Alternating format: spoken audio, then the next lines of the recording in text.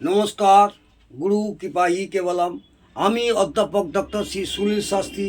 আজ আমি আপনাদের আলোচনা করব সপ্তম ভাবে, অর্থাৎ জায়াভাব, পত্নী ভাব বা সেভেন্থ হাউস। এই সপ্তম ভাবে শুক্র গ্রহ থাকলে জাতক জাতিকাদের কী প্রভাব পড়ে সেই সম্পর্কে বিস্তারিত আলোচনা করছি। এই সব জাতক জাতিকাদের স্বামী স্ত্রীর মধ্যে সারা জীবন সুমধুর ভালোবাসা সম্পর্ক থাকে। যাদের সপ্তমভাবে শুক্র গ্রহ থাকে সেই সব জাতক জাতিকাদের স্বামী স্ত্রীর মধ্যে সারা জীবন সুমধুর ভালোবাসা বা সম্পর্ক থাকে। কারণ সপ্তম ভাব থেকে আমরা পার্টনারের বিচার করে থাকি। সপ্তম ভাব হচ্ছে আমাদের পার্টনারের বিচার, এবং শুক্র হলো নৈসর্গিক শুভ গ্রহ ও প্রেম প্রীতির ভালোবাসার কারক গ্রহ। কিন্তু এই শুক্র যদি কোনো কারণে অশুভত্বের ছোঁয়া পায় তাহলে ভালোবাসার অনেকাংশ কমেই যায়, দাম্পত্য জীবন অসুখী হয়, নানা রকম ঝঞ্ঝাট অশান্তিও দেখা দেয়। যদি সপ্তমভাবে রবি ও শুক্র একসাথে থাকে, যদি সপ্তমভাবে রবি ও শুক্র একসাথে থাকে তাহলে বিবাহ অনেক দেরিতে হয়। এইসব জাতক জাতিকাদের বিবাহ অনেক দেরিতে হয় বা বাধা আসে, বা বিবাহ ঠিক হয়ে গেলেও ভেঙে যায়। কারণ অষ্টম ভাব বাধার কারক ভাব। আবার যদি দ্বাদশ ভাবের সাথে সংযোগ হয় তাহলে বিবাহ ভেঙে যায়। কারণ দ্বাদশ ভাব হলো ছেদ বা ক্ষয় বা ব্যয়, এটা মাথায় রাখবেন। বিশেষ করে তুলা লগ্নের ক্ষেত্রে রবি বাদকপতি।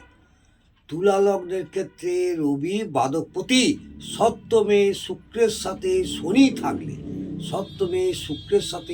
থাকলে বিবাহ দেরিতে হয়। কারণ শনি যে কোনো জিনিসকে দেরি করায়।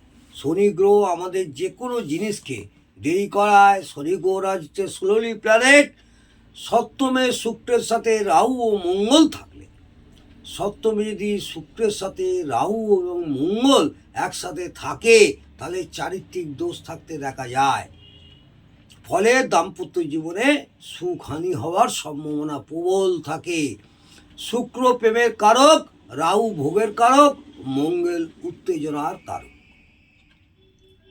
সপ্তমভাবে বলবান বা শুক্র শুভ অবস্থায় থাকলে, সপ্তমভাবে বলবান বা শুভ শুক্র থাকলে পার্টনারকে দেখতে অনেক সুন্দর হয়। সে জাতক হোক বা জাতিকাই হোক, পার্টনারকে দেখতে অনেক সুন্দর হয়। কারণ সপ্তম ভাব হলো পার্টনার ও শুক্র হচ্ছে সৌন্দর্যের কারক। এদের জীবনে একাধিকবার প্রেম আসে, এদের ভোগ বিলাসেরও মানসিকতা থাকে, বা এরা বিলাসবহুলভাবে জীবনযাপন করতে পছন্দ করে। অনেক সময় এরা প্রবাসীও হয়। অনেক সময় এইসব জাতক জাতিকারা প্রবাসী হয়, বিশেষ করে যদি সপ্তম ভাবের সাথে তৃতীয় ভাব, নবম ভাব এবং দ্বাদশ ভাব সংযোগ স্থাপন করে। আবার বলি, সপ্তম ভাবের সাথে তৃতীয় ভাব, নবম ভাব এবং দ্বাদশ ভাব সংযোগ স্থাপন করে, তাহলে এরা সাধারণত প্রবাসীও হয়ে থাকে। এছাড়া যদি সপ্তম ভাবের সাথে তৃতীয় ভাব, নবম ভাব ও দ্বাদশ ভাব সংযোগ স্থাপন করে, এরা প্রবাসী বা বিদেশেও থাকতে হতে পারে। এরা বিপরীত লিঙ্গকে খুব তাড়াতাড়ি নিজের দিকে আকর্ষিত করতে গিয়ে অনেক সময় বাধারও সম্মুখীন হয় এবং আকর্ষিত করতেও পারে। কারণ সপ্তম ভাব হল জাতক বা জাতিকা ছাড়া অন্য কেউ, এবং শুক্র আকর্ষণ করার কারক। ও সপ্তম ভাব শুক্র থাকলে তার পূর্ণ দৃষ্টি লগ্নে পড়ে, ফলে তার আকর্ষণ করার ক্ষমতা থাকে। সামান্য একটু বাধার কারক হলেও এরা আকর্ষণ করার ক্ষমতা প্রবলভাবে থাকে। আবার বলি, এরা বিপরীত লিঙ্গকে খুব তাড়াতাড়ি নিজের দিকে আকর্ষিত করতে পারে। সামান্য একটু বাধার সৃষ্টি হয় তাহলেও এরা আকর্ষিত করতে পারে। কারণ সপ্তম ভাব হলো জাতক বা জাতিকা ছাড়া অন্য কেউ, এবং শুক্র আকর্ষণ করার কারক গ্রহ। এবং সপ্তম ভাবে শুক্র থাকলে তার পূর্ণ দৃষ্টি লগ্নে পড়ে। সপ্তম ভাবে যদি শুক্র গ্রহ থাকে তার পূর্ণ দৃষ্টি লগ্নে পড়ে, ফলে তার আকর্ষণ করার ক্ষমতা প্রচণ্ডভাবে থাকে। এদের ভিতরে একটু রহস্যময় ব্যাপারও থাকে। এইসব জাতক জাতিকাদের মধ্যে একটু রহস্যময় ব্যাপারও থাকে। এরা খুব ভালো বংশাদার হয়, কারণ বংশার ক্ষেত্রে বংশাদারের ব্যবহার অতি অবশ্যই মধুর হতে হয় এবং সপ্তম ভাব থেকে বংশার বিচার করাও হয়। সপ্তম ভাব থেকে আমরা বংশারও বিচার করে থাকি।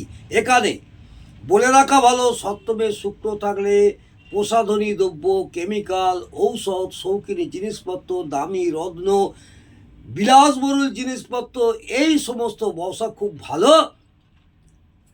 হয় এবং এইসব ব্যবসা করতে এরা পছন্দও করবে।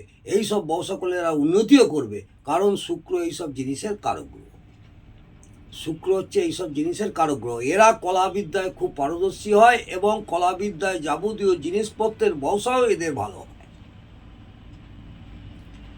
সপ্তমে শুক্র থাকলে বিবাহের পর ভালো আর্থিক উন্নতি হয়। সপ্তমে যদি শুক্র থাকে তাহলে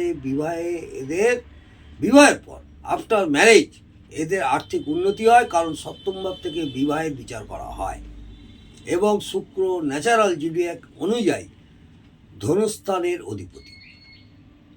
সপ্তমভাবে অবস্থিত শুক্র যতটা শুভত্ব পাবে ততটাই শুভ ফল দেবে, যতটা অশুভত্ব পাবে ততটাই অশুভ ফল দেবে। আজকে আমি সপ্তমভাবে, অর্থাৎ সপ্তম ভাবকে আমরা জায়া ভাব বলি, পত্নী ভাব বলি বা সেভেন্থ হাউস বলি, এই সপ্তমভাবে জাতক জাতিকাদের শুক্র গ্রহ থাকলে কী ফল হয় বা কী প্রভাব পড়ে সেই সম্পর্কে বিস্তারিত আলোচনা করলাম। ভালো লাগলে অবশ্যই কমেন্টে জানাবেন এবং একটি লাইক করতে ভুলবেন না। নমস্কার, জয় মা তারা। ভালো থাকুন, সুস্থ থাকুন, আনন্দে থাকুন।